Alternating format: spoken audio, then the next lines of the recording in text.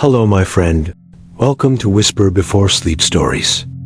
I'm David, your storyteller, sharing timeless tales from ancient legends and medieval myths to modern-day stories full of feeling. Here, you'll be wrapped in a soothing voice, relaxing sounds, and a calming space that helps you release tension, quiet your mind, and fall into a deep, restful sleep.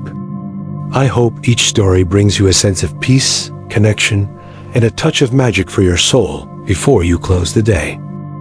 Tonight, you're heading to Provence without needing a passport, a suitcase, or even shoes. Just your imagination and the rhythm of your breath. You probably won't survive this story, because by the end of it, you'll be far too relaxed to stay awake. So before you get comfortable, take a moment to like the video and subscribe, but only if you really like what I do here. Tell me in the comments where you're listening from, and what time it is where you are right now.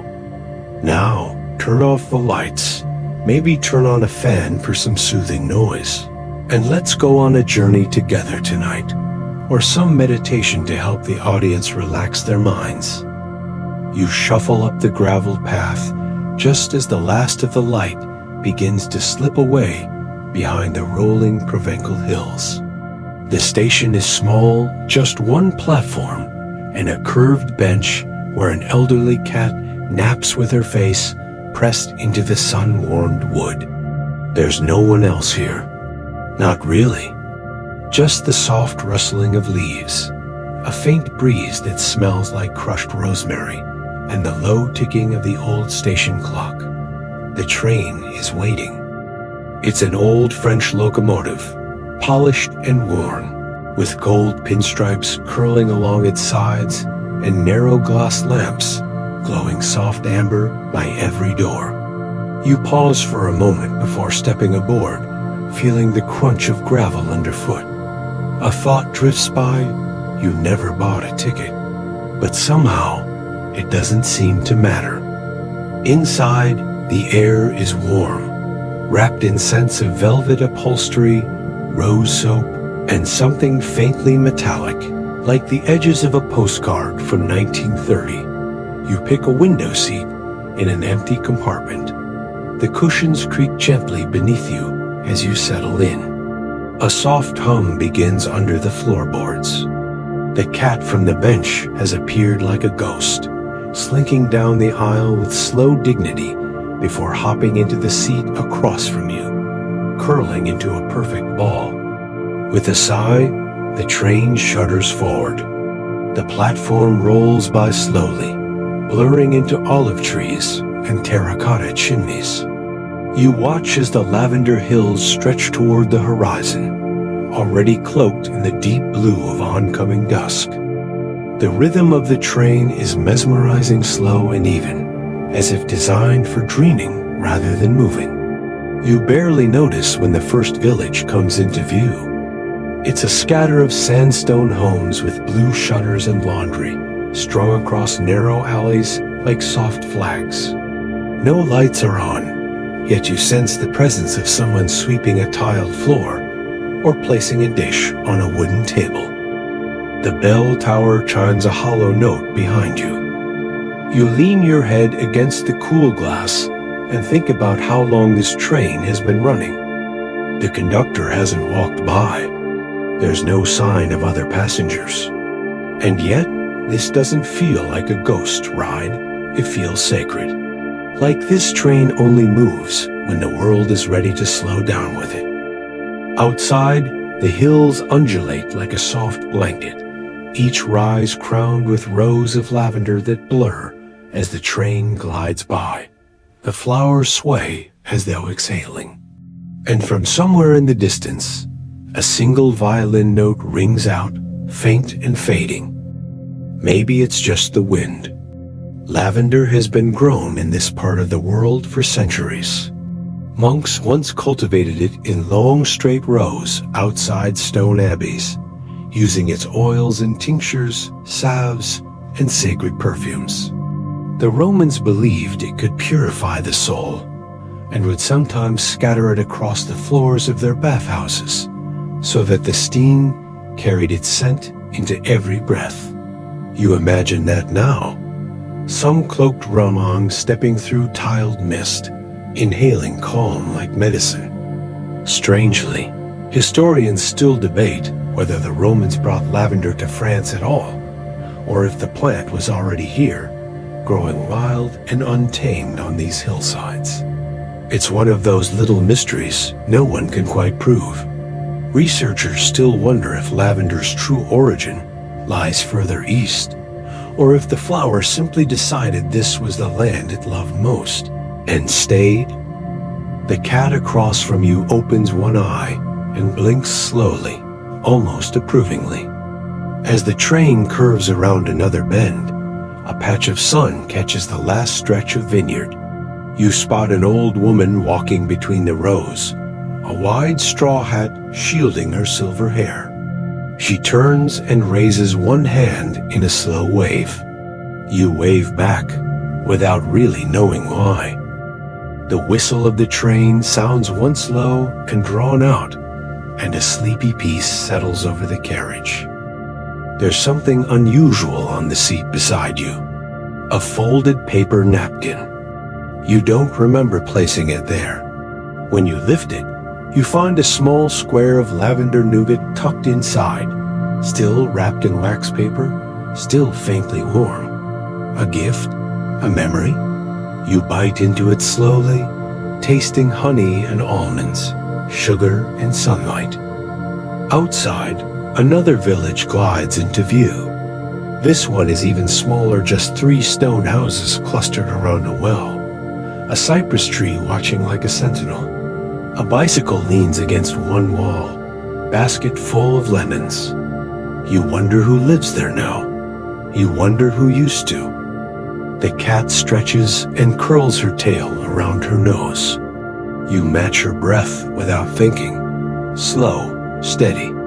The hum of the train wraps around you like a lullaby made of wheels and air. You don't remember when the light began to change. But now, the sun has disappeared entirely, leaving behind a sky brushed in indigo and pale rose. Shadows stretch across the fields like silk. Your eyelids feel heavy, but the train keeps gliding on. The wheels murmur as they roll beneath you, metal whispering to metal. You haven't seen another soul, yet the train moves with purpose, as if remembering a path long forgotten by maps. Out the window, the horizon softens. The air outside looks like it's made of plum velvet, draped over hills and valleys. The villages come slower now, spaced wider apart like deep breaths between heartbeats. You pass a cluster of ancient homes that look like they've grown straight from the stone. Their walls are faded with time, patched in places with moss, ivy, and shadows. It feels like no one's opened a door there in centuries. But then you catch the flicker of candlelight in one upper window, just for a moment. There's a legend in these parts, one that clings like mist to the tiled roofs and olive groves. It's about a stonecutter from the 14th century who carved the faces of his children into the arches of an unfinished abbey near St. Remy. He lost all 3 to illness one bitter spring. To grieve, he chiseled their likenesses in secret by night. No one noticed at first. But years later, after the stonecutter had vanished and the abbey was abandoned, travelers swore the faces would glow faintly at dusk. The abbey is gone now, or mostly gone. The train rolls past a few of its bones, a tilted column, a crumbled archway, half swallowed by vines. You wouldn't have noticed if not for the soft shift in the air, like the hush of a cathedral before the hymn begins. No one knows exactly when the abbey fell. There are no surviving records of its construction or collapse. Researchers still debate if it ever truly existed, or if it's just a story locals tell to keep the tourists searching. You press your forehead gently against the window pane. It's cooler now. The kind of cool that clings to your skin, like silk sheets left on a balcony overnight. A breeze sneaks in through the old brass vent above your seat, carrying the scent of dry stone, jasmine, and distant bread. Somewhere out there, someone is still baking. The train turns slightly inland. The lavender has disappeared for now, replaced by a patchwork of apricot orchards, tall sunflower heads nodding off in the twilight. One field glows gold, even though the sun is gone. Fireflies? Or memory? You watch a pair of them flicker, just beside the track, rising slowly like lanterns. The cat in the seat across from you shifts positions, now draped across both armrests like royalty on a chaise. She hasn't made a sound. You wonder if she belongs to anyone, or if she's always just been. You pass a viaduct with arches so wide and symmetrical, it almost looks new. But ivy crawls up every side, and there are long hairline cracks that look like old lightning strikes. The train glides right under it, and for a few moments, all is shadow. In the cool hush beneath the bridge, you think about how many lives have walked these paths before yours. Lovers who wrote letters in lavender ink, children who chased goats along the walls, soldiers who passed silently in the night, armor clinking like bells wrapped in cloth. Once, a Roman road cut straight through this land, guiding legions through Provence. Some say bits of it still remain, buried just beneath the soft fields. To this day, archaeologists debate its exact route. No full map has ever been found. It's almost as if the road moves slightly, each season bending to the land's will. A corner of your mind begins to hum with that mystery. It's a soft, slow hum, like a lullaby wrapped in curiosity. You wonder how many stories are still sleeping beneath your feet. As the train rounds another bend, you spot a tower, thin and pale, rising from the edge of a forgotten hamlet. It looks almost skeletal, just a hollow framework of stone, like the spine of a book missing its cover. There's something deeply peaceful about the way it leans into the dusk. You wonder if it was ever used for watching the stars, or sending signals across the hills. Maybe both. Maybe neither. A moment later, it disappears behind a row of tall cypress trees, and you realize you forgot to breathe while watching it. The world slips deeper into blue now, the kind of blue that feels like memory. You catch a scent on the breeze figs, honey, maybe something spiced. There must be a bakery nearby, or someone steeping old fruit into jam. You think back to a market you once visited in a dream narrow alleys lined with linen tents, jars of quince paste and lavender sugar glinting in the sun. An old woman smiled and handed you a bag of candied orange peels. You bit into one and tasted sunlight. Or maybe it was this same train ride. You're not quite sure anymore. The line between waking and dreaming blurs gently, like watercolor bleeding across the page. Another village slides past. This one larger, but silent. Window shutters are closed. No lights. A fountain trickles in the center of a square. You can just make out the sculpted face of a woman pouring water eternally from a jug. Legend has it she was a local herbalist who once saved an entire town from plague using a secret recipe of lavender and thyme oil. She disappeared the day the last patient healed. Some say she walked into the fields and became the fragrance itself.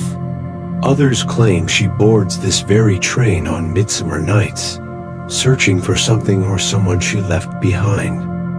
You reach into your coat pocket and find a sprig of dried lavender tucked neatly inside.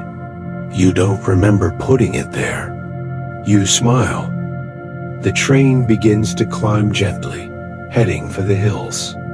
Below, a ribbon of road twists like a serpent, empty and ancient. The cat lifts her head and yawns, blinking slowly at you as if to say, "You're not lost. You're exactly where you're supposed to be." You nod without speaking. The lavender fields are coming back into view now, this time broader, softer, tinged with the first hints of night. The sun is long gone, and the sky is that strange moment between violet and indigo, dusk's last breath.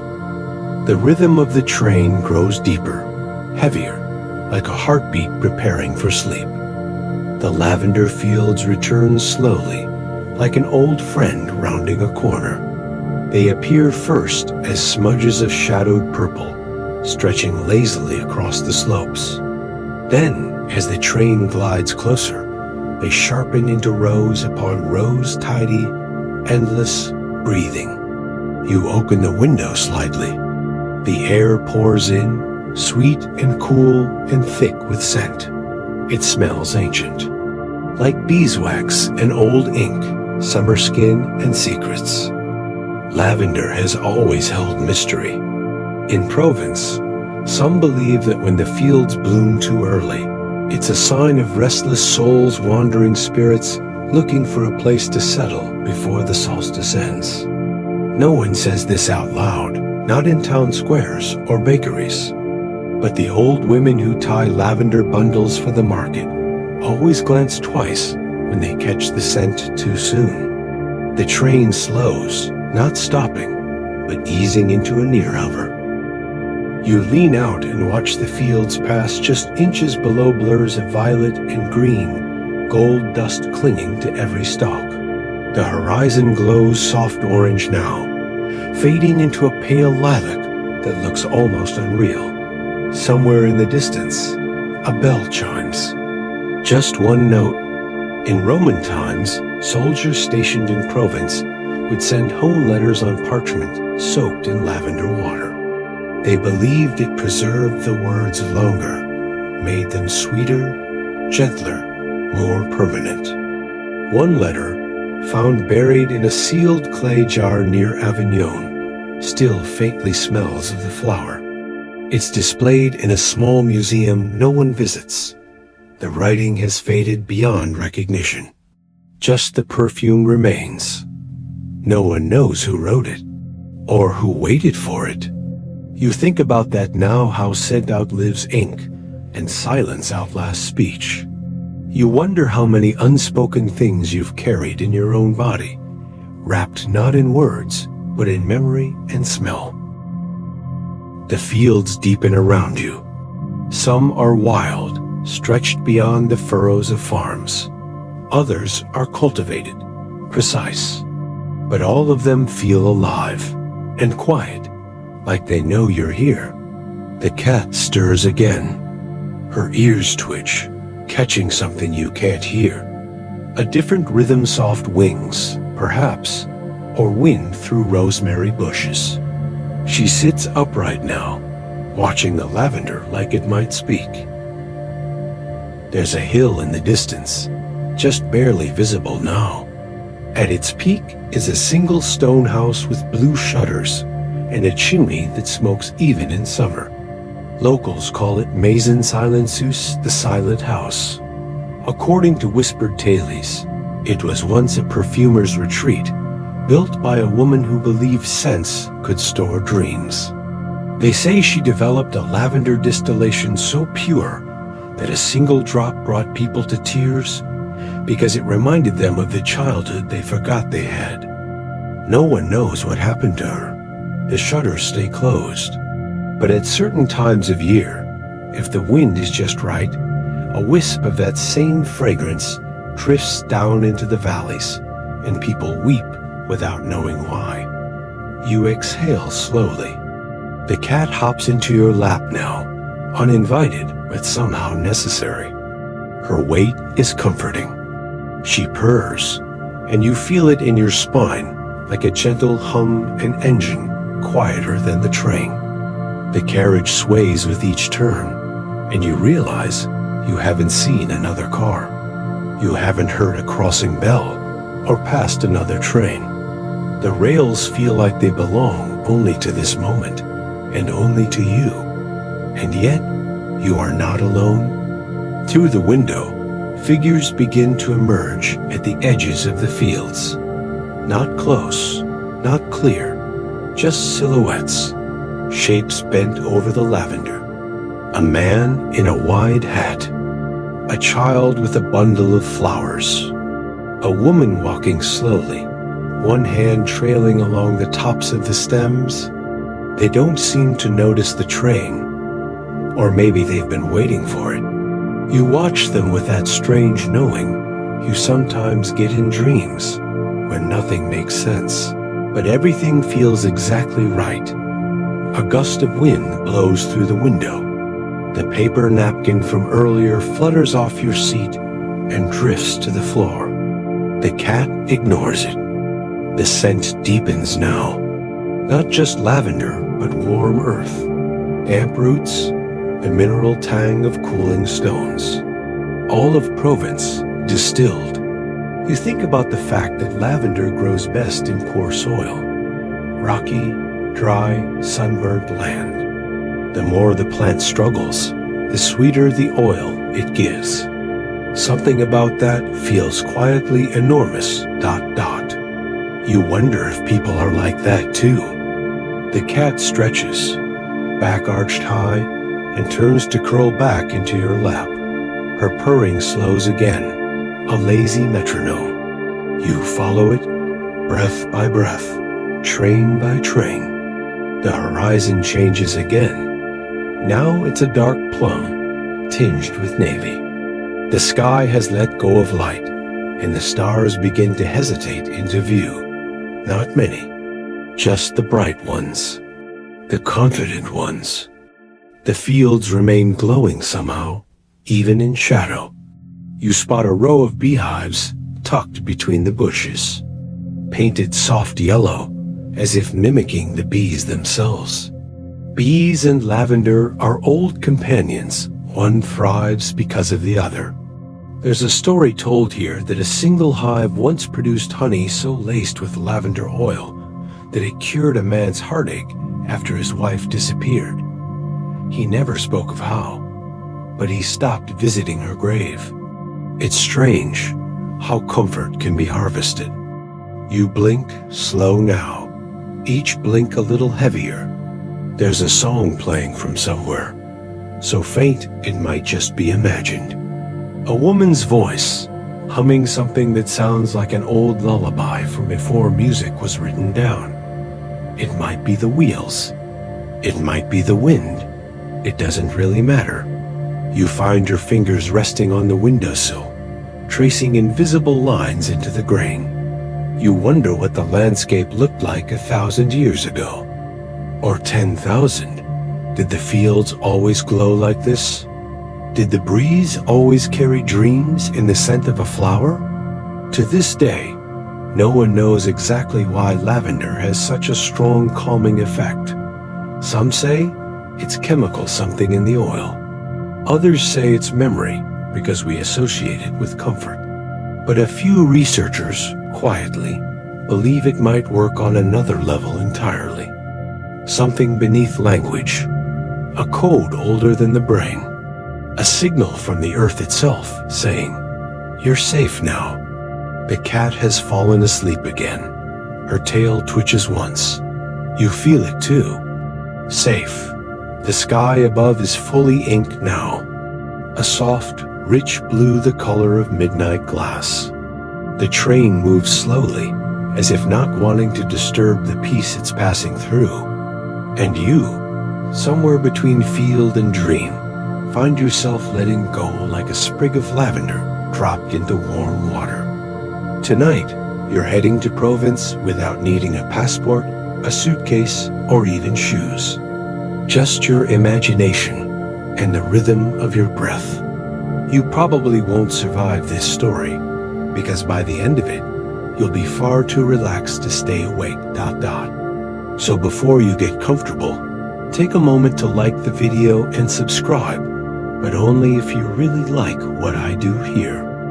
The train begins to rise gently again, the wheels humming low and steady as it approaches the hills. Below, the lavender fields ripple in waves, illuminated now only by the faintest silver wash of moonlight. The air through the open window is cooler, silkier. The scent is softer, now less sweet, more herbal, like something ancient being remembered. You sit still, the cat curled like a comma in your lap, and watch as the land begins to change once more. There, ahead, just barely visible in the darkness, is a bridge. A long one, arched and delicate, its stonework faded to a pale bone color under the rising mist. It looks almost unreal, like it might vanish if you blinked too long. The train hums forward, unhurried. This is the Viaduct Diminuit, the Midnight Viaduct, or at least that's what the story says. The bridge doesn't appear on any modern map. Most locals say it collapsed decades ago, washed away by a freak storm, or dismantled after some tragic accident.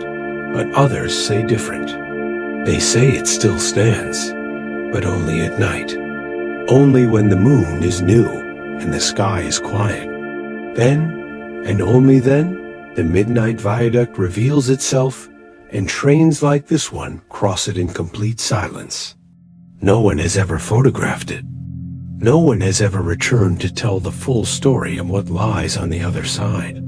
Still, the viaduct rises now ahead of you, mist swirling at its base like breath from a sleeping beast. The train doesn't hesitate. It eases onto the stone with barely a shudder, as if passing through some invisible veil. And suddenly, the sound changes. Gone is the rhythm of the tracks, the low metallic hum. Here on the viaduct, all is soft.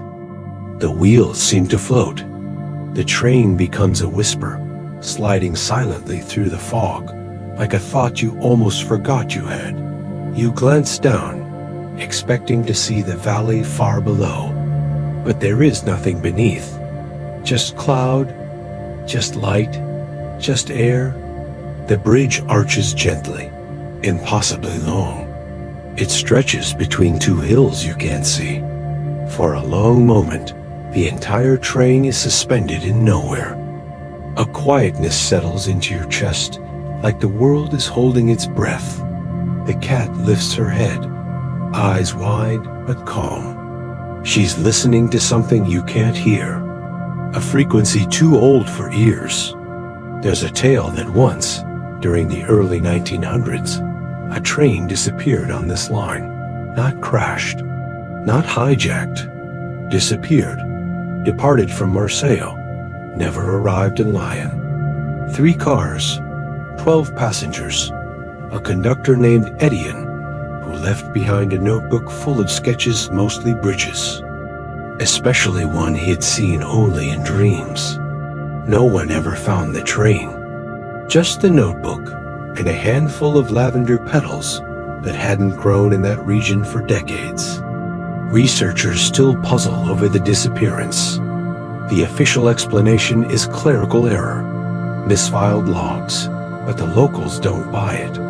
Not with the petals, not with the bridge. The mist thickens around her window. Droplets bead on the glass like dew forming on dreams. You try to look ahead, but there's only white. And still, the train moves forward. You feel it more than see it when the viaduct begins to slope downward.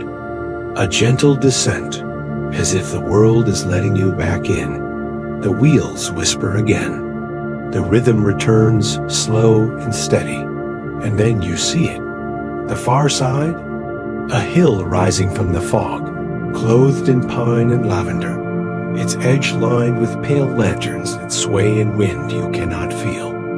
The train slips off the viaduct and back onto solid ground without a sound. No jolt, no shift, just return. You breathe again. Below you now, Past the trees and tucked into a valley is a small round pond. It catches the starlight in scattered gleams. Next to it sits a chapel, no bigger than a shepherd's hut. A single candle flickers in its window. You've seen this chapel before, in dreams or sketches. Its bell tower is crooked, bent like an old man's neck. There's a weather vane on top, shaped like a fish, though the sea is miles and miles away. The locals believe this chapel was built by a monk who lost his voice.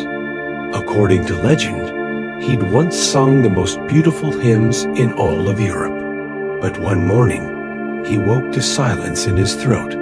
No words, no song. In his grief, he wandered into the hills and built this chapel stone by stone. And there, he found new music not with his mouth, but with his hands. He became a perfumer. Every year, on the night of the summer solstice, someone places a bundle of lavender at the chapel's door. No one ever sees who, no one ever takes credit. But the scent always reaches the pond by morning. You close your eyes. You can almost hear the monk's hands working, gathering, grinding, distilling. Lavender into water, water into peace. The air changes again, warmer now. The scent softens. The hills begin to slope downward. You're descending. The cat curls tighter in your lap. You feel the deep vibrations of her purring again, like a lullaby sung through bone. The trees outside grow taller. The lavender gives way to thicker woods. Oak, ash, cypress. The last of the fields blink past the windows like memories, bright and fleeting. You wonder if the viaduct was ever really there. You wonder if you'll see it again. The stars thicken overhead. The sky darkens further, if such a thing is possible. A deeper blue, like ink spilled on velvet. The train slows again, but not stopping. Just preparing you? The air in the cabin is still, calm, perfectly balanced between here and not here. You reach up and gently close the window. The breeze disappears. The silence settles like a blanket pulled to your chin. Outside, the woods part slightly. A clearing appears. Tiny lights shimmer in the distance. Fireflies, thousands. They blink in slow rhythm, like breath or thought or song. A field of them floating above tall grasses and wildflowers. A light show for no one, or maybe just for you.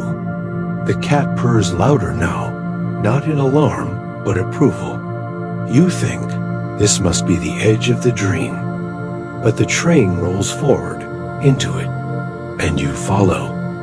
The train slows almost imperceptibly now, just enough to let your heartbeat catch up. Outside the window, the fireflies drift like embers, caught in slow motion, rising and falling, blinking in no hurry at all. Their soft golden glow swirls above the field like a living constellation, delicate and untouchable. The cat lifts her head once more, then climbs from your lap, stretches long, and hops lightly to the floor. She disappears down the aisle without looking back. You don't try to stop her. Somehow, you know she'll find her way where she's meant to go. Or maybe she already has. You lean your head back, your temple resting gently on the padded velvet of the window frame. It smells like lavender and thyme. The firefly field spreads wide and quiet.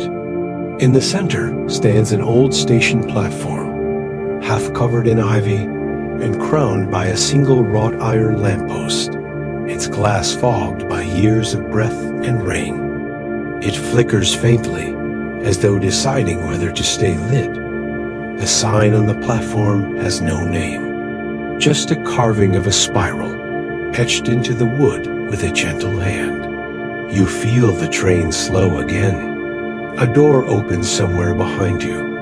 Not loud, not sharp, just the creak of age, the sigh of hinges welcoming night. You gather yourself slowly, not because you need to, but because that's how endings happen here.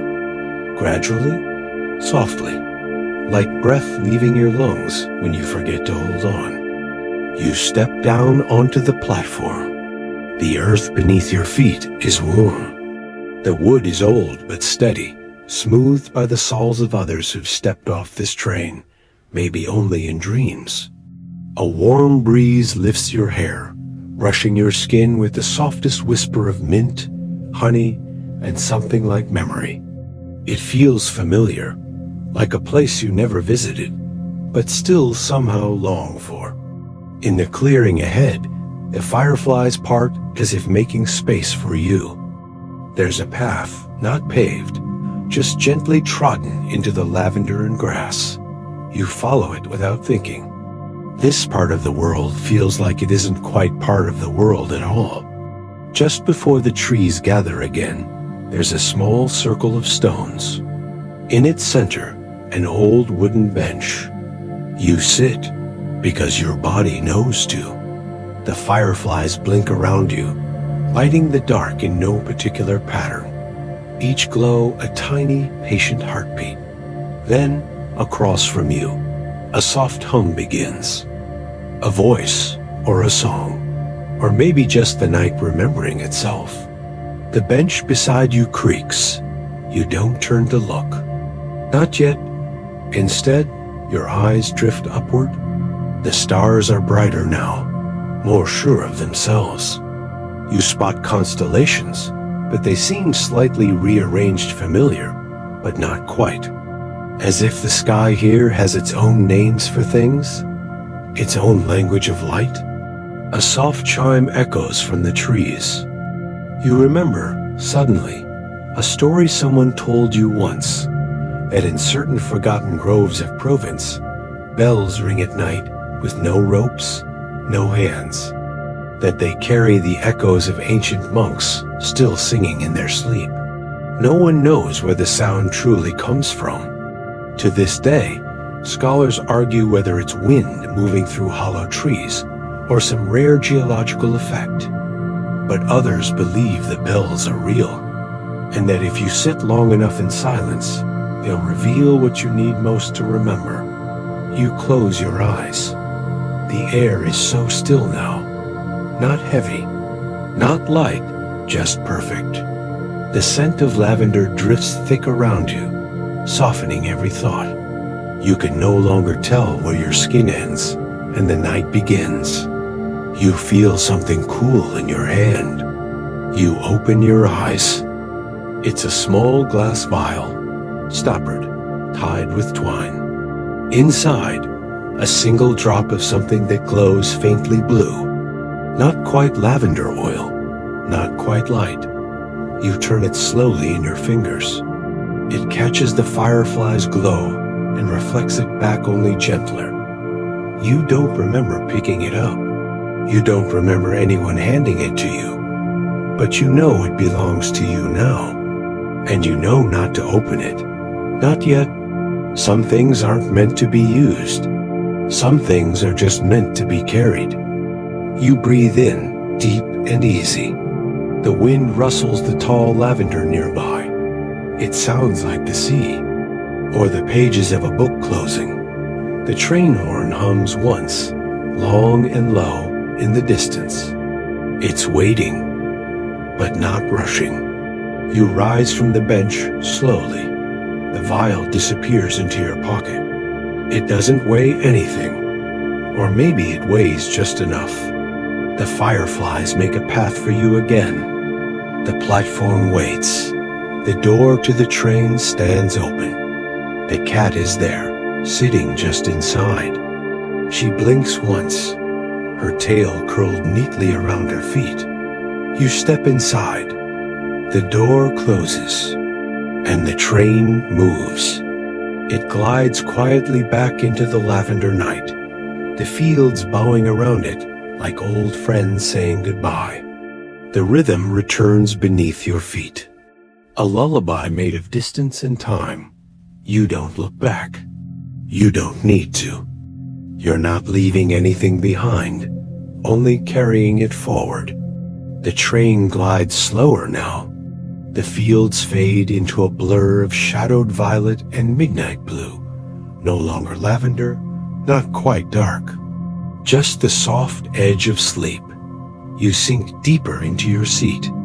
Your body grows heavier, but not burdened. Just still, just ready. Your breath slows.